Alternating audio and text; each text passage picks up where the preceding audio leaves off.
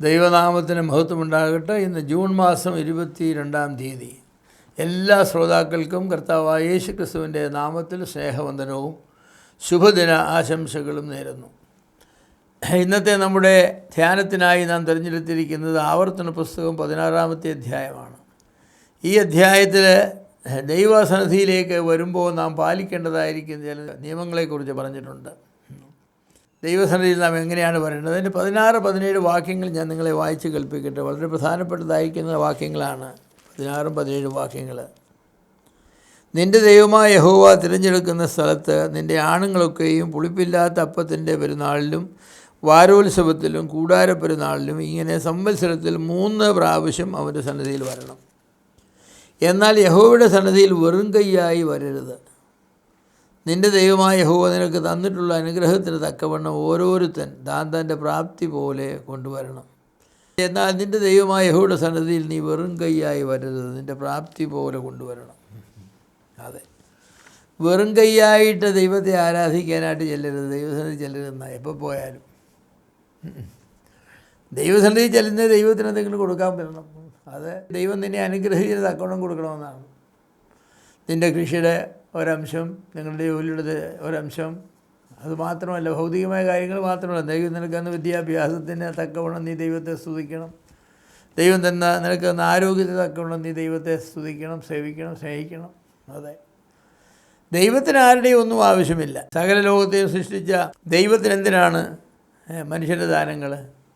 വിശപ്പില്ല, ദാഹമില്ല, ക്ഷീണമില്ല, കുറവുകളില്ല. അങ്ങനെയുള്ള ദൈവത്തിന് മനുഷ്യൻ്റെ കൊടുക്കുന്ന വലുതും വേണോ? വേണ്ട. പിന്നെന്തിനാ? നാം ദൈവത്തെ മാനിക്കുന്നു, ദൈവത്തെ ആദരിക്കുന്നു, ദൈവത്തെ ഭയപ്പെടുന്നു, ദൈവത്തെ ആരാധിക്കുന്നു എന്നുള്ളതിൻ്റെ അടയാളമാണ്. ഈ കൊണ്ടുവരുന്ന സാധനങ്ങളൊന്നും ദൈവം സ്വർഗത്തിലേക്ക് കൊണ്ടുപോകുന്നില്ല. അതൊക്കെ ദൈവത്തിൻ്റെ വേല ചെയ്യുന്നവരായിരിക്കുന്ന പുരോഹിതന്മാർക്കും മറ്റാളുകൾക്കും കൊടുക്കുകയാണ് ചെയ്യുന്നത്.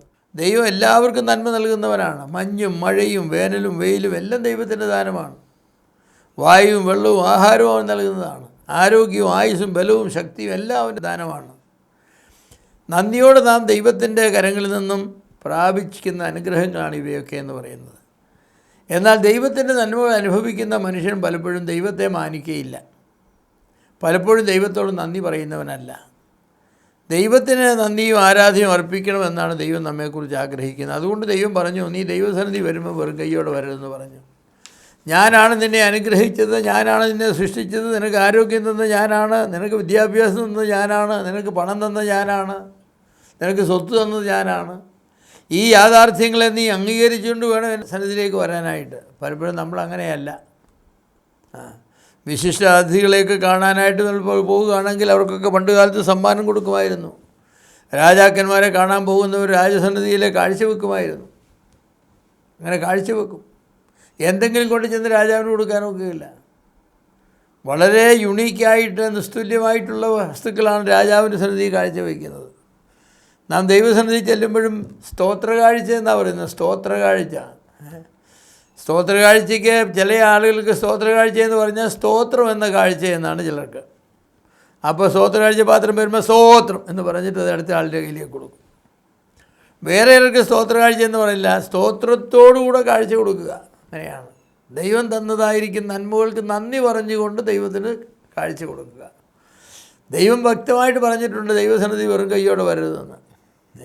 ദൈവസന്നിധി പരസ്യാരാധനയ്ക്കായി ജനം ഒന്നിച്ചു കൂടുമ്പോൾ അവർക്ക് ദൈവം നൽകിയിട്ടുള്ള നന്മകളുടെ ഒരംശം അവനെ കാഴ്ചയായി കൊണ്ടുവരണം.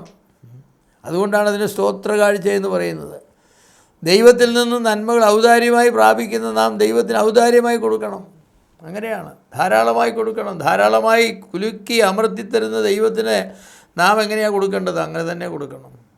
ദൈവം നമുക്ക് തരുന്നതെല്ലാം ദൈവത്തിൻ്റെ വകയാണ്. ഭൂമി അതിൻ്റെ പൂർണ്ണതയും യഹോവയ്ക്കുള്ളതാണ്. പിന്നെ ദൈവം നമ്മോടുള്ളതായിരിക്കുന്ന കരുണയിൽ അതിൻ്റെ പൂർണ്ണതയും ഭൂരിഭാഗവും അനുഭവിക്കാൻ ദൈവം നമുക്ക് അനുഭവം തരികയാണ്. എന്നാൽ ദൈവത്തിൻ്റെ ഉടമസ്ഥാവകാശത്തെയും ദൈവത്തിൻ്റെ നന്മകളെയും അംഗീകരിച്ചുകൊണ്ട് ദൈവത്തിൻ്റെ ഭാഗം കൊടുത്തിരിക്കണമെന്നുള്ള ദൈവത്തിൻ്റെ താല്പര്യവും ദൈവത്തിൻ്റെ കൽപ്പനയുമാണ്. ദൈവത്തിൽ നിന്ന് നന്മകൾ ഔദാര്യമായി പ്രാപിക്കുന്ന നാം ദൈവത്തിന് ഔദാര്യമായി നൽകേണ്ടതാണ്. അതുകൊണ്ട് യഹോവയുടെ സന്നിധിയിൽ വെറും കൈയായി വരരുത്.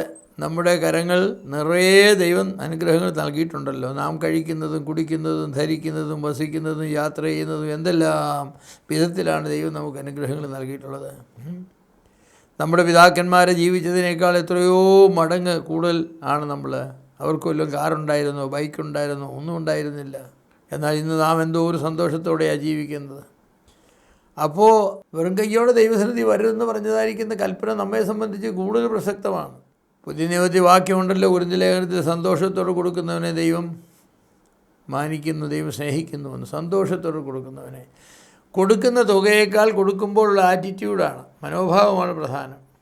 പഴയ നിയമത്തിൽ വാക്യമുണ്ട്, ആട്ടിൻകൂട്ടത്തിൽ ഒരു ആൺകുട്ടി ഉണ്ടായിരിക്കെ പ്രായം ചെന്ന പ്രസവം നിന്നതായിരിക്കെ ഒരു പെണ്ണാടിനെ കൊണ്ട് കൊടുക്കുന്നവൻ ശപിക്കപ്പെട്ടവനാണ്, മുടന്നുള്ളവനെ കൊടുക്കുന്നവൻ ശപിക്കപ്പെട്ടവനാണ്. അതൊന്നും ദൈവത്തിനെ അപമാനിക്കുകയാണ്. നിങ്ങൾ രാജാവിന് കൊടുക്കില്ലല്ലോ കൊമ്പൊടിഞ്ഞതും കണ്ണുപൊട്ടിയതും കാലൊടിഞ്ഞതിനും. പിന്നെ എങ്ങനെയാണ് ദൈവത്തിന് കൊടുക്കുന്നത്? രാജാവിനൊക്കെ മോശക്കാരനാണോ ദൈവം? അതുകൊണ്ട് എൻ്റെ പ്രിയമുള്ളവരെ, കർത്തൃസന്നിധിയിൽ വെറും കൈയായി വരരുത്. നമ്മുടെ കരങ്ങൾ നിറയെ ദൈവം തന്നെ അനുഗ്രഹത്തിലൊരു ഭാഗം ഉണ്ടായിരിക്കണം.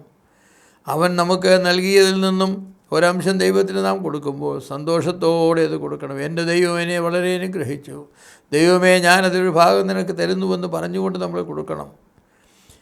വെറും കൈയായി ദൈവസന്നിധി ചെല്ലരുതെന്നുള്ളൊരു കൽപ്പനയാണ്. അത് നാം പാലിക്കേണ്ടത് ആവശ്യമാണ്. കൊടുക്കേണ്ടതൊക്കെ കൊടുക്കണം. അത് ദൈവത്തിൻ്റെ ഇഷ്ടമാണ്. ജീവിക്കേണ്ടതുപോലെ നാം ജീവിക്കണം എന്നുള്ളത് ദൈവത്തിൻ്റെ ഇഷ്ടമാണ്. അങ്ങനെ ജീവിക്കാൻ ദൈവം നമ്മെ സഹായിക്കട്ടെ.